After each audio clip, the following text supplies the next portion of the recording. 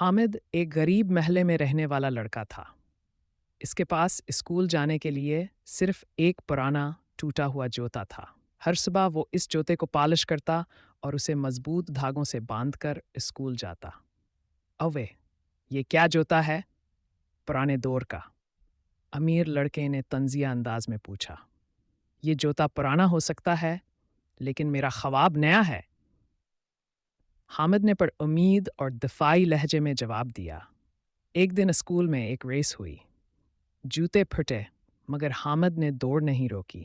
وہ ننگے پاؤں، زخمی پاؤں زمین پر بھاگتا رہا اور جیت گیا۔ اتنی تکلیف کے باوجود کیسے جیتے؟ پرنسپل نے تجسس سے سوال کیا۔ جس کے خواب بڑے ہوں، اس کے جوتے چھوٹے نہیں پڑتے، حامد نے اعتماد کے ساتھ کہا۔ اس دن کے بعد اسکول کے سب بچوں نے اس کے جوتے کی عزت کی اور اس کی بھی۔ پیغام حالات